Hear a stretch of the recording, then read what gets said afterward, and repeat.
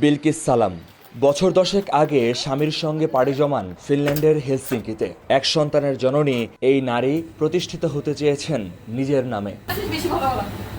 বাংলাদেশি মশলার স্বাদে রান্না করা মাছ আর শাকসবজি খাওয়ার আগ্রহ থেকেই শুরু করেন গ্রোসারি শপের স্টোর।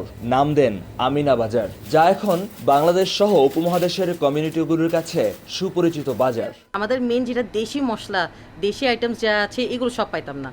সো চিন্তা করতাম যে অন্যান্য কোনো দিকে গেলে যেটা আমাদের বাংলাদেশি ফিলিংটা আছে বাংলাদেশ থেকে আসার পরে, এই জিনিসটা যেটা মিসিং ছিল এটা কমপ্লিট করার জন্য maybe almost.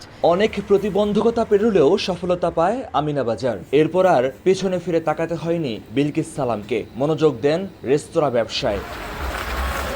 Mexican food chain তর্তিলা হাউসের 3টি রেস্তোরাঁ ট্রেডমার্ক করে নেন নিজের নামে। সেখানেও মিলে সফলতা। তার 4টি প্রতিষ্ঠানেই কাজ করছেন 12 জন বাংলাদেশি। ফিনল্যান্ডে কর্মসংস্থান তৈরি করতে পারাকেই সবচেয়ে বড় অর্জন বলে মনে করেন বিলকিস সালাম।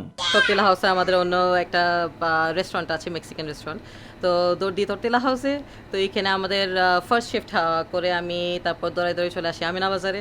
এত কিছুর মধ্যেও পরিবার সামলাচ্ছেন ঠিকঠাক। পাশাপাশি ব্যবসা পরিচালনার জন্য বিলকিস সালামকে আয়ত্ত করতে হয়েছে ইংরেজি, ফিনিশ, আরবি, হিন্দি ও উর্দু সহ বেশ কয়েকটি ভাষা। বাচ্চা কাচ্চা নিয়ে আমার একটা ছেলে আছে 5 বছর বয়সী, ওকে নিয়ে বাসা দোকান সব ব্রাঞ্চ দৌড়াদৌড়ি করা, তো এগুলো সবগুলো একটু ডিফিকাল্ট হয়, কিন্তু at the end of the day একটা শান্তি আছে যে নিজের, আলহামদুলিল্লাহ।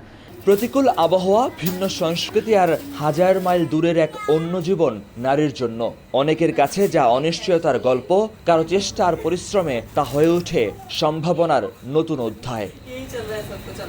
মহিউদ্দিন মধু, সময় সংবাদ, ফিনল্যান্ড।